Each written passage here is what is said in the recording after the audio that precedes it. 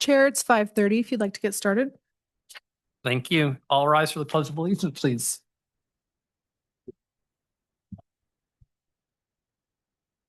I pledge allegiance to the flag of the United States of America and to the republic for which it stands, one nation, under God, indivisible, with liberty and justice for all.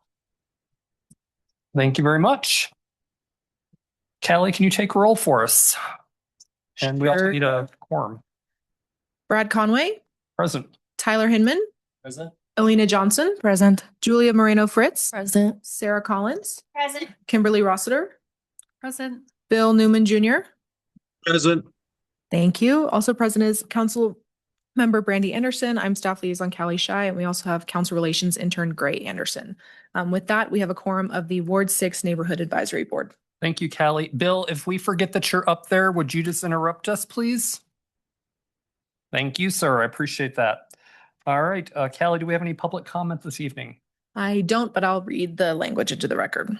Comments heard under this item will be limited to 3 minutes per person and may pertain to matters both on and off the NAB's agenda. The NAB may not take action upon any matter not agendized on today's agenda.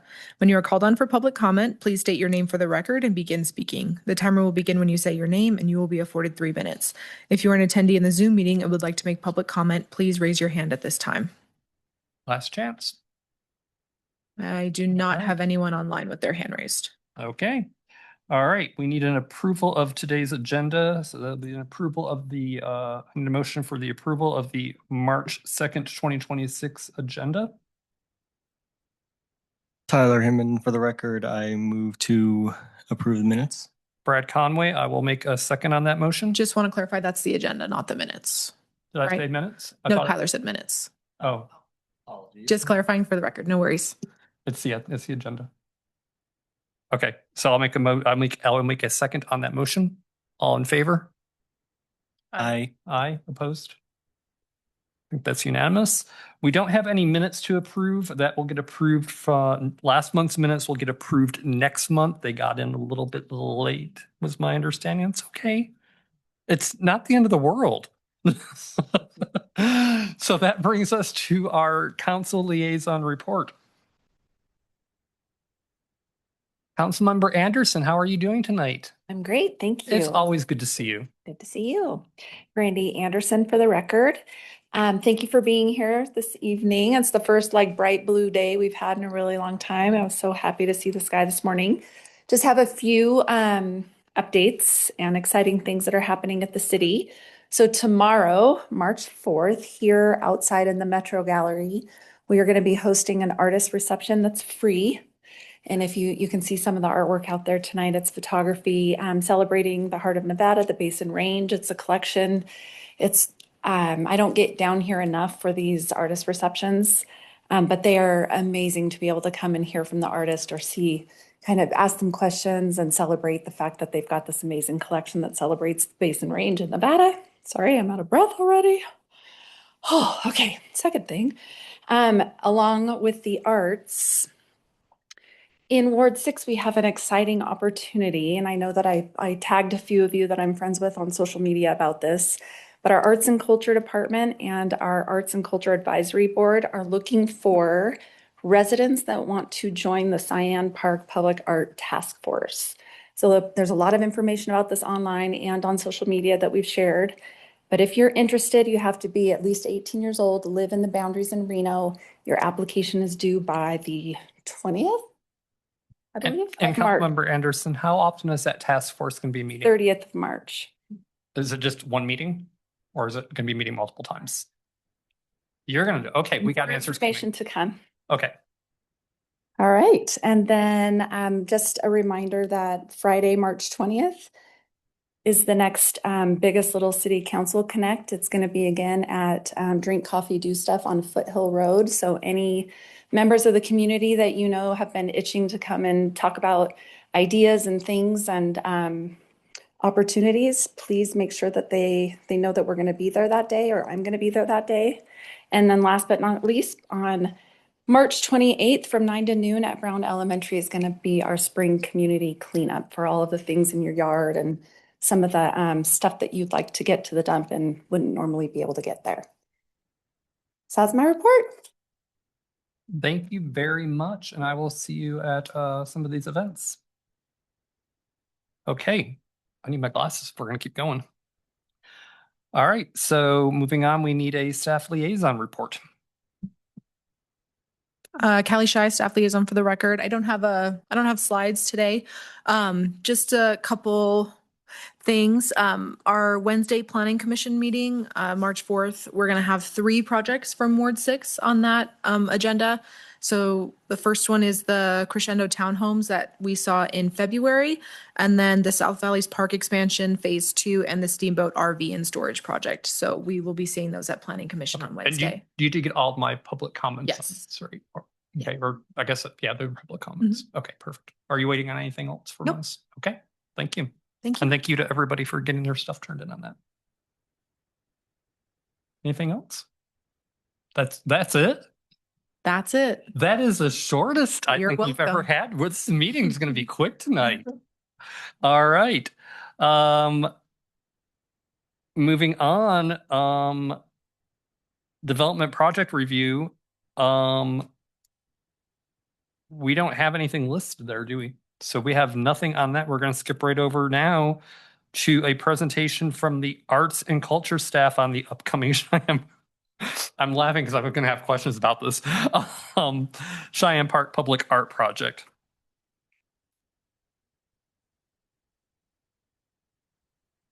All right, good evening. Good evening. Can you state your name for the Yeah, record, please? my name is Megan Berner. I'm the Arts and Culture Manager.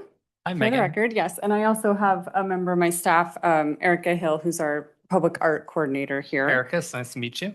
So yes, we are here to introduce the Cheyenne Park Public Art Project. You can go to the next. Oh, can I click? Yes, there is. Thank you. Sorry. So this is just starting. We're launching this project. We actually have 2% funding for this. So we have a 2% for our ordinance that funds our public art. And those are capital improvement projects in the city, includes parks construction. So we've had this funding for a while. We just haven't had capacity to launch this public art project.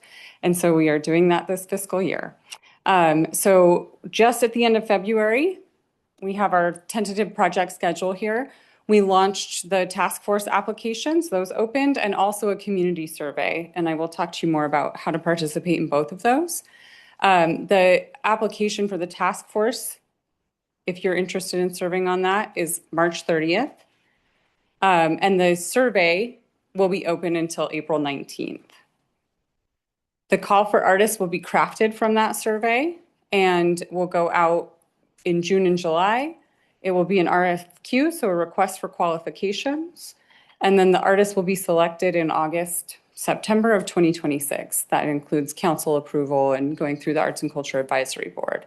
And then in October 2026, they'll start design, fabrication, and probably into late 2027 is when we'll look at installation, depending on what type of artwork gets selected. So that's kind of the general timeline.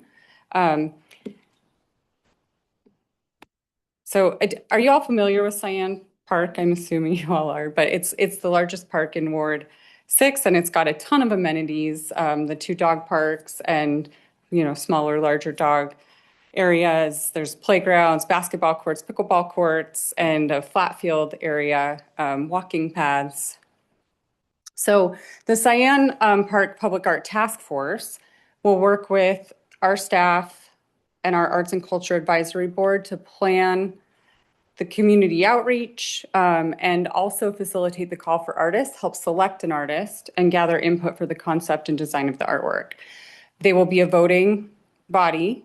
So when we updated our public art master plan about a year ago, we introduced the task force model, moving away from our public art committee, which was a body of 11 people appointed by our Arts and Culture Advisory Board, but they did art for the entire city, vetted all the artists and the artist calls and things like that. We wanted a way to get people who are invested in the spaces where the art is going, that live in those neighborhoods, to be a part of this process. So we started this task force model. So we are really looking for folks who live in the community use the park to join this task force and help guide the project. And if you want to participate, you can scan the QR code. You can also find this at Reno.Culture.com. You'll find a webpage for Cyan Park Public Art. And you can find a link to this task force application and a link to the community survey, which I'll talk about next. But the task force applications are open until March 30th. So if you know people in your neighborhood, in your ward, if any of you would like to get involved, please apply. The Arts and Culture Commission will look through those applications and make recommendations and select folks to serve on that committee. And I think you had a question about like what the time commitment would be. Yeah, I got a couple of questions. My first is actually about the time commitment. How often is the task force going to be meeting? So the task force would probably not meet monthly. There's going to be a meeting to create the call for artists and look at that input from the community survey that will go into that. And then the call for artists will go out and be open for a month or so. Then the task force would review all of the submissions for that and select a finalist or several finalists. There's a different model depending on what the task force wants to do for that. So that second meeting would probably happen 2 months after the call for artists goes out. And then we would either select a finalist and then go on to do our community engagement and other things. So it would probably be a total of like maximum 5 meetings over the course of this year, 2026. It wouldn't likely go into 2027 because then the artwork would be selected, the final. And proposal. are you planning on hosting those meetings here at City Hall, or where are you planning on having We can them? do the meetings here. Often we meet at McKinley Arts and Culture Center, which is where our offices are located and our Makes Arts sense. and Culture Advisory Board meets. But And do you guys normally meet in the evening?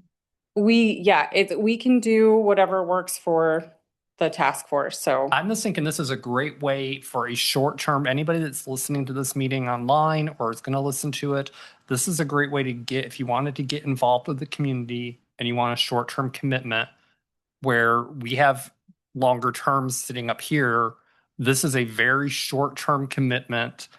And, you know, if something happened and you had to maybe cycle out, we could probably arrange for that or work with that. So it wouldn't be ideal. It is a commitment, but it's a great way to get involved with your community. So I think that's awesome. I think it's a great opportunity for people to get involved with the community. Plus, if you live in South Reno, honestly, this is your opportunity to have a say about how we develop that area. absolutely. And there's nothing decided about this yet. So often people are like, well, what kind of art are we going to get? It depends, it could be one large sculpture and you'll see the community survey kind of asks some of these questions, or, do you want it to be spread out over multiple, pieces that are more like wayfinding or informational, relating to the history and ecology of the space, or, There's options. Yes. So I will, go ahead. One more question, I apologize. And you may not have the answer for this, but if you do, it'd be great. What is the budget right now for the project? I was going to mention that. So we have just a little bit over $98,000 allocated for this. Okay, and that's earmarked money. It cannot be allocated anyplace else. It's got to be used just so the public knows we can't do anything with that. We have to use it for this project, correct? Correct, yes. Okay, perfect. Thank you. Okay, so the next thing is that we also have a community survey open for this project. And we're looking for community members to give us input on what they would like to see in the park, how they use the park, what type of art. So there's some guided questions in there as well as space for just general comments and input.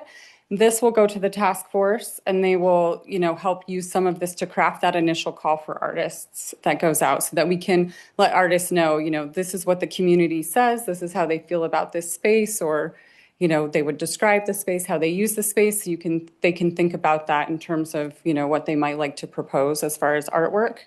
There will be opportunities in between for people to engage and for the task force to give input before the artwork is decided.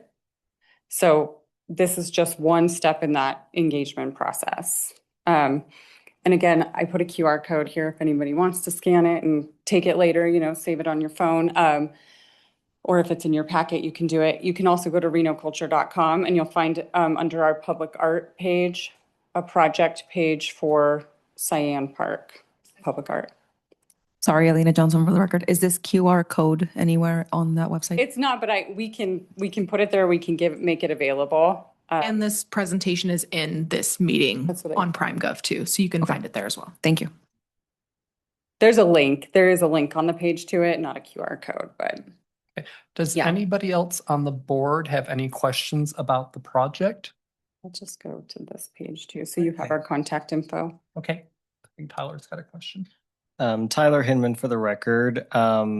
Mine is mostly out of curiosity. Are these, you mentioned you don't know what exactly is going to be set up there, whether it like be statues or maybe like murals or something like that. Are these looking to be like permanent parts, or is there going to also be like maybe seasonal art projects, say like if a holiday were coming up and like you wanted to put something up for the holiday? Great question. So this is one-time funding.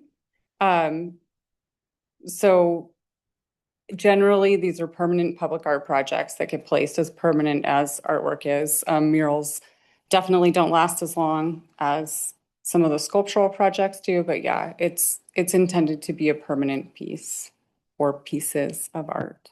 Just for the community's information, do you have an example of what that would be somewhere else in the city of Reno? Sure. If you've been through, say, Idlewild Park, we actually have several art pieces in Idlewild Park that have been placed over the years. There's a mosaic at the entrance to the Rose Garden that a local artist created. There's the rainbow trout in the pond at Idlewild that had mosaic on it. That's the same artist actually that did that. There's a big sculpture of a Native American head that was a donated piece to the city. So there are multiple pieces. There's a mural at the pool in Idlewild Park. I don't know that there's a restroom structure in Cyan Park. There aren't a lot of walls for murals in that space, but there may be opportunities. That's really interesting. I'm very excited about this. I can tell you, since Brandy brought this up, or Councilmember Anderson brought this up, I apologize. During our last meeting, and I've been talking to a few people about it, and there's a lot of excitement about it. There is a slight misunderstanding, which is why I wanted to get clarity on the fact that the money is earmarked. That because everybody's watching the news and they're seeing our deficit issues right now, which we all know is there, but we have to use this money. It's money that's there. It's already in the fund. We have to use it for this. So I just want to be really clear on that. We got to use it or lose it, guys. Bill, is your hand up? I'm sorry. Yeah, I do have a question about this project. How active, how involved, how interested is the Cyan Homeowners Association in this project? And maybe even the ones across the street from Veterans Parkway, whose name escapes me at the moment. But it's the Cyan HOA that lives there. How much interest is there? We haven't heard from them, but I am going to reach out now and make sure that they're aware of it and may potentially participate. You never thought about the residents in the HOA right there before? Yeah, well, the point is that we're trying to put this out to, everyone in the community. So yes, Yeah, but I think that homeowner association right there, where it's even named Cyan HOA, I thought that they would be the biggest people because they're going to live with that every hour of every day. So I was just wondering if they're saying, yeah, this is great, or God, no, this is just going to suck. But I it is will a big reach out and part, get that. All right, food Yeah, for thought. I think that's a great idea, is to do public outreach, and I think the HOAs are a great place to go. So thank you, Bill. Alina Yeah, we would Johnson. love to have them participate, I'm sorry, No. in the task force, but this is also what we're relying on the task force to get that community involved because you all live in that community. Right, and it is a public park, right? It is owned by the city, right? It's not owned by any of the HOAs or the developers or anything like that, right? Okay. Alina Johnson for the record. It also sounds like a little bit of a catch-22 where to get them involved, they have to participate. They are getting a chance to participate. So that's really positive. The only other question I had was whether, I guess, how you would explain through a survey what people are interested in. Are you going to provide like dimensions of what it could possibly, how big it could possibly be? Some people might think it might look like something that looks like an art gallery, or they might not know that it's a structure. How are you going to describe it? Or are you going to provide pictures of other places that have done something like that? Yeah, so our initial survey kind of guides people through that. There are, choices for and images of examples of like one large scale sculpture or multiple smaller pieces. We also do things like functional art, benches and bike racks. And so that is illustrated in the community survey. All right. Anybody else? Perfect. We are very, very excited. Thank you so much for taking the time, and you're always welcome to come down here and present, or just come down here and fill us in on something, whatever it looks like. We want to hear from you.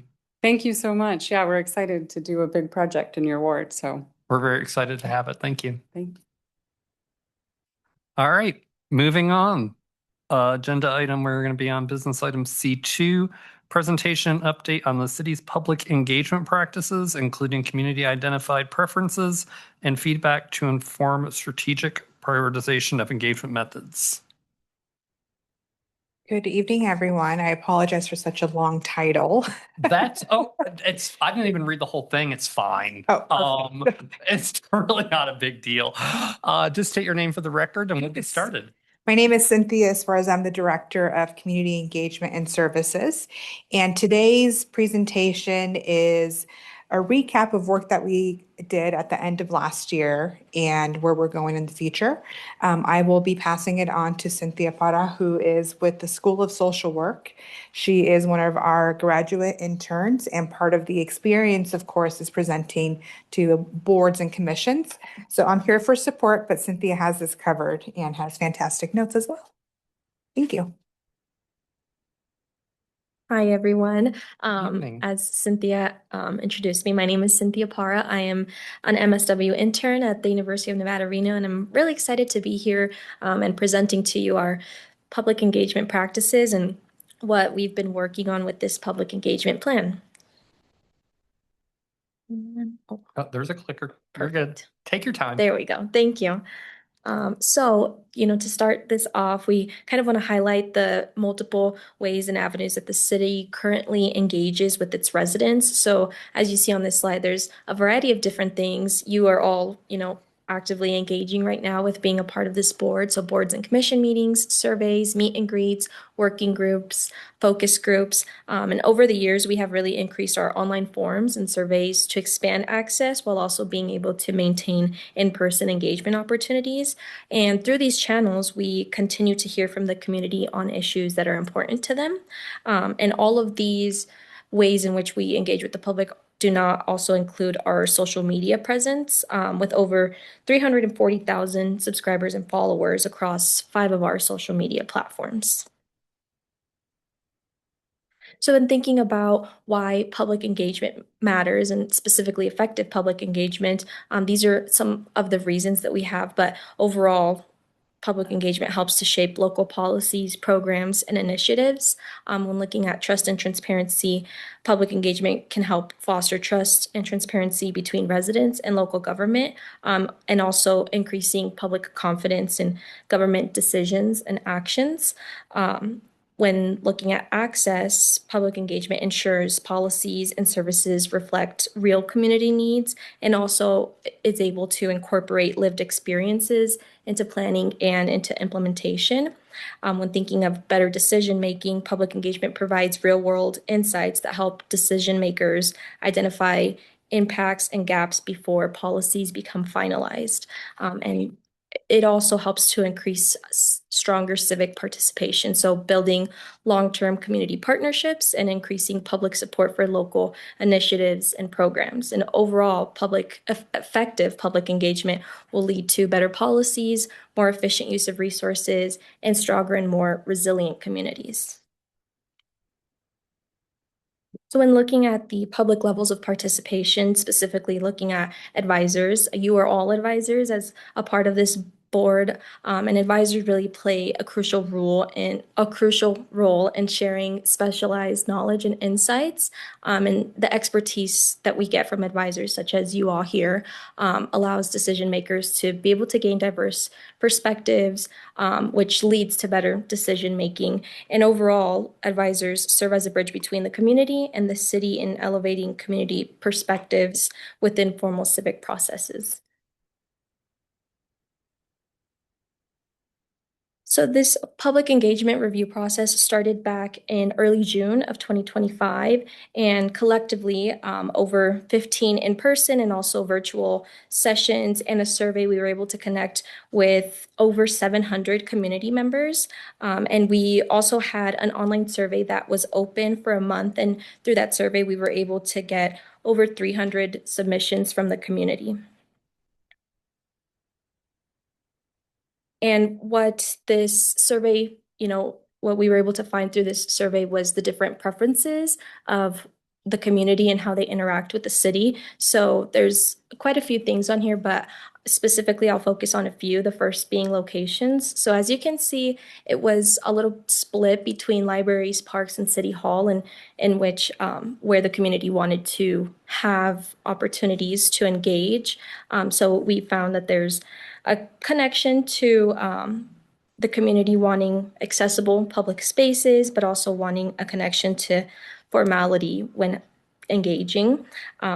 When looking at the structure, we found that the community really prefers to have more informal or semi-structured approaches to engaging. So things such as workshops, town halls, or coffee with council members.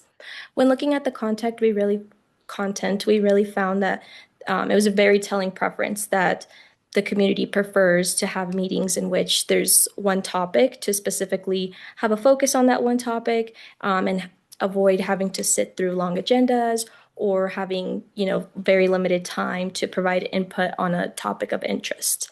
And then when looking at feedback, we found that the community prefers online surveys or online tools to be able to provide the city with feedback. And as we continue to have changes internally, we're finding that having online tools and surveys on Reno.Gov to provide feedback is really what's preferred by the community. And we've seen that many communities have been able to integrate different engagement hubs through online tools. So we really do look forward to seeing what we can implement in the future. When creating this public engagement plan, the model that we found to help us really put this together and what aligned most with what the city was trying to accomplish in their public engagement efforts was through the IAP2 model, which is the International Association for Public Participation. And again, this is a model that really aligns with the efforts the city is making to engage the public. And this is a model that has been used by other cities and that has worked. It's been used in Cincinnati, Boulder, and Pittsburgh. So currently, what's in the works with our public engagement plan, it is currently in its final stages, and we're really planning to do a soft launch and to roll that out into the organizations within the city. And then our ultimate goal is to enhance accessibility, civic engagement, and innovative tools. And we also put on here our email because this is really where we open this up to feedback and comments from the community. So if you all have any comments or any feedback about the plan and the efforts that we're currently making, this would be a great way for you to communicate that. And to kind of leave this presentation off, we really wanted to highlight Reno Direct. So Reno Direct is often the first point of contact for many people with the city of Reno, and we have a really great team that is able to address the needs, concerns, and requests of all of our community members. And I did bring all of these resources that I will leave here so you guys can access them and, kind of roll that out to anyone that you know in the community. So yeah. Thank you all. Perfect. That's a great presentation. I just want to thank you for the outreach. I think the outreach is the one thing that I know when I got the survey, I was excited about it. We need to make sure that we're doing that. It's difficult to get the community engaged. I think people just want things to magically appear, and that's not how it works. We need to hear from people, and this is an awesome way to do it. So looking forward to working with you and developing surveys, and I'm sure Councilmember Anderson's looking forward to that, and we can find out what it is that we need to do and make things happen in the city. Right. Yes. And I love that you're doing it transparently too. Yes. And that's another big one for me because I don't have a poker face. I've got zero poker face. Nobody ever play poker with me, by the way. You'll know a bank account. But the transparency is so important, especially with everything going on in the world right now. I think we need more government transparency. So, anybody have any questions? I do actually. Julia Moreno Fritz for the record. Thank you so much for your presentation. I found it super interesting. And thank you for taking the time. I had a quick question, and you might have said this, but will the public engagement plan be available online for anyone to look at after it's complete, or is that just kind of an internal thing? Yes, it will be available for Okay, the public. cool. We're launching this internally first. Okay. But then it'll be available to the public. Sweet. Thank you so much. That's all my questions. I will highlight that it's a pretty lengthy document. So one of the key priorities for us is if it becomes a public document is to ensure that it's ADA compliant. Got it. Okay. So the version that will be available on Reno.Gov will likely be a consolidated version. But the model, the AIP2 model, that really is the framework that we're using for our practices, which is very exciting. Yeah. Sweet. Thank you so much. I appreciate it. I do have a question. Adding on to what Brad said earlier, it is difficult to get the public engaged, and it does seem like people want things to just appear magically. I'm curious, what are some ways that you do engage with the community? Like I know you mentioned that you have a pretty big social media following. I think you said over about like 5 social media accounts, which is pretty impressive. Just from personal experience, I know that I have family and friends and members of the community who aren't quite aware of things that are going on around the city. So I guess it's a two-parter. One, how do you engage with the community to get their input, and or is it solely reliable on people noticing something and then going online to figure out? Yeah, there's definitely a variety of ways in which the community can get involved, and across, those social media platforms that I had mentioned, we do have 5 with a really great following, and on there it's a really great hub for people to find out what's going on in the community, as well as through the Reno.Gov website. We're also, we host a variety of different events in which we can connect with the community all throughout the year, and that's really a really great place to engage and to kind of get resources and see a little bit more about what's going on. And we find that in those events too, we're also able to really inform the public on the different things in which they can be a part of. So coming to a meeting like this, going to a workshop, coffee with council, all of those different things. So really being in the community is how we're able to kind of voice the ways in which you can be a part and be connected with the city. And thank you for clarifying that. To those who are listening online or who might watch it later, being able to hear that and know ways that they can get involved, I think that'll be really helpful. Thank you. And I will say this too, is you guys have done a great job, because I think Callie, you signed us up, or you signed me up at least for, I think, every email chain out there that comes from you guys. And I also follow almost probably all of the social media groups. And you guys really, it's not bad.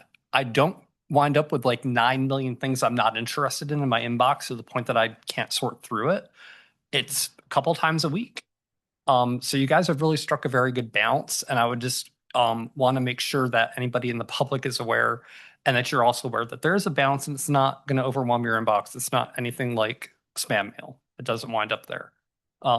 So, and on the social media front, on my Facebook page, I'll also be scrolling along and I'll see something, and it's like, oh, and actually sometimes it's just a reminder that I got to do something, like paperwork that Callie's waiting on.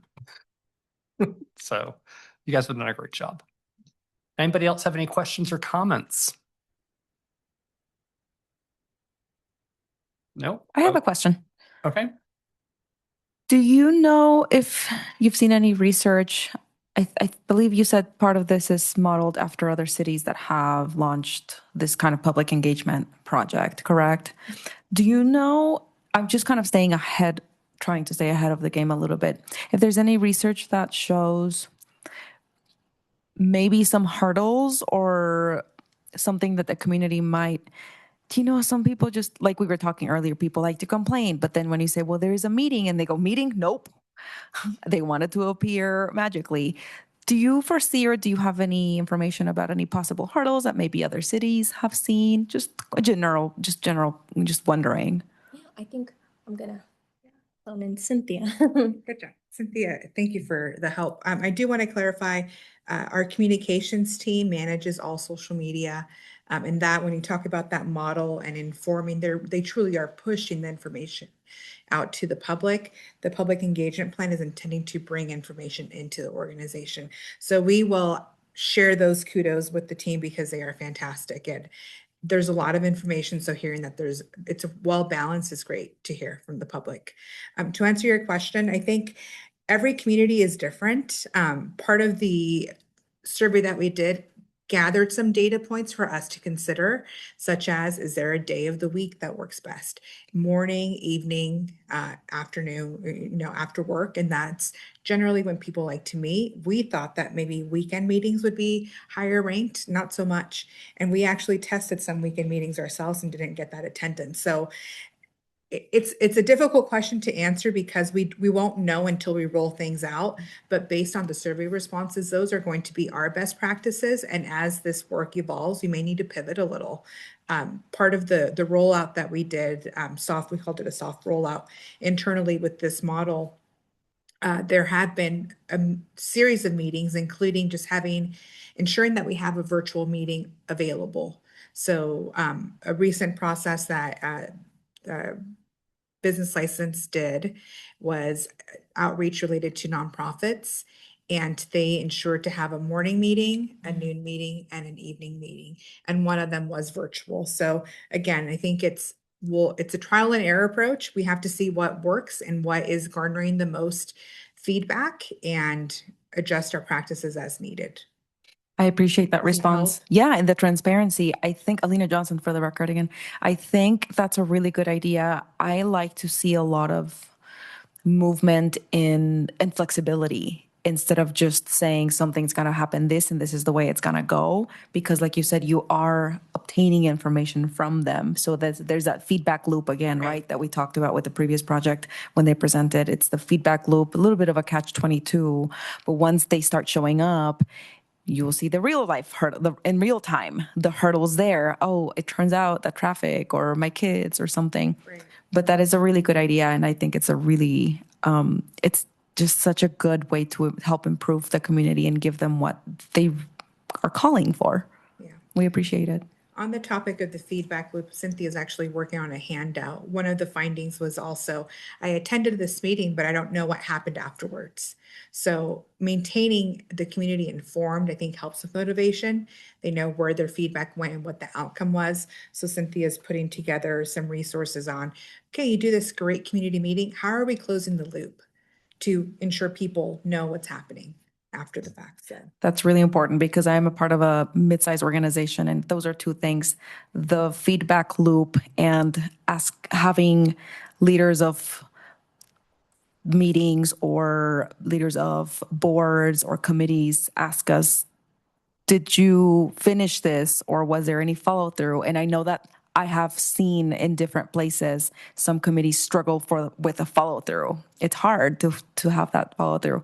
And the other thing, the last thing escaped my brain blanked, which is now. But the other thing escaped me. But it's a similar concept of just making sure that, like you said, and like I said, that people know that their feedback is going somewhere and being taken action on. It's actionable.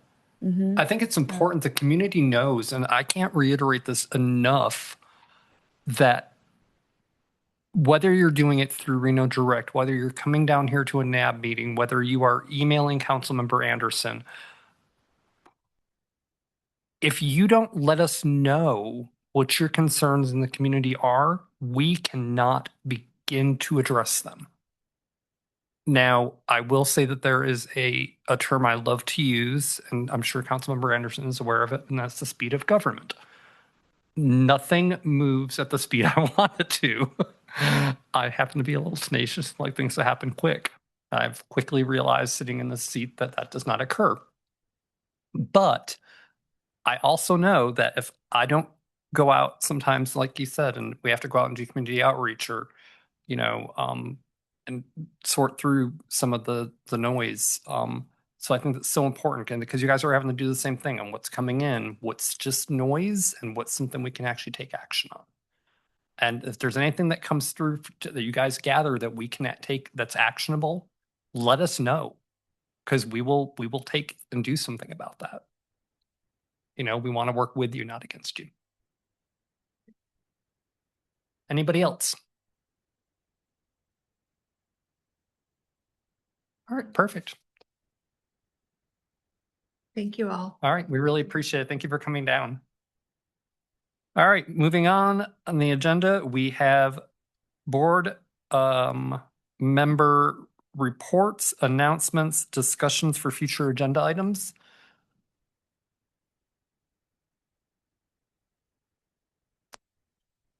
Hearing none. I have a report. You have a report? Well, I wanted to let the board know that I did talk to my community apartment managers. Okay. And they brought up some things. I just introduced myself. I explained what the NAB is, what my role is, what our positions and roles are. And they were very happy that I brought to them some sort of way for their residents to turn their complaints into maybe action.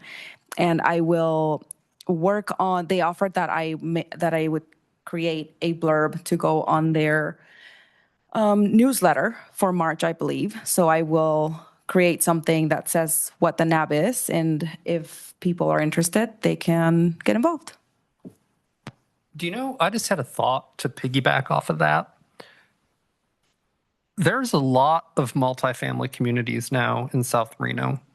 I mean, it's dense down there. We might want to look at just taking a Saturday. I know that's really difficult for any one of us to do that, but it wouldn't take all of us, just a couple of us to go out and we could hand stuff out to apartment communities. As long as that's allowed and appropriate, and that's okay by our council member, that's fine by me. I don't know why it wouldn't be allowed. I don't see any huge red flags. I just be careful. I mean, generally, the idea is not to discuss board business with a quorum outside of a public meeting. No, but just take the community, let the community know that we have Right. a place where they can bring their concerns. Yeah.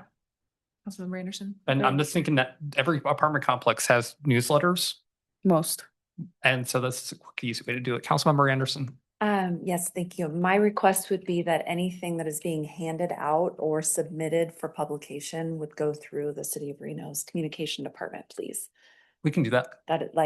That's the number one thing. Yep. Yeah, I think Okay. we could. That doesn't have to come through me. It just needs to go through them. Okay. Yeah, I think one way is if we want to maybe get some information out about the newsletters and that kind of thing, because obviously that's where a lot of that information comes from. But if Alina, if you put something together and you want to send it to me, I can get it to our comms department and just make sure that it's approved in that That way. sounds So that they wonderful. would- Thank you. They would give us their blessing on it, and then we could take that back. Right. We just And want to then- make sure it all looks good. Okay, from so once we staff have their okay perspective. on it, then we can take it back, and then we can start to, again, there's gonna be a couple of steps in front of it. Again, Yeah. the speed of government. All right. Yep, that's perfect. All right, perfect. Thank you. And I Thank you. appreciate you taking the initiative on that. Mhm. All right. Any other reports or agenda items that need to be future agenda items that need to be discussed? All right, moving on. This is a quick meeting tonight. Any public comment? I do not have any public comment. Okay. With that brings us to the end of our agenda. So I will go ahead and make the motion to adjourn the March 2nd, 2026 Ward 6 NAB meeting. Tyler Hinman for the record. I will second that motion. All right. All those in favor? Aye. Aye. All right. We are adjourned. Thank you. Are you going to use your gavel?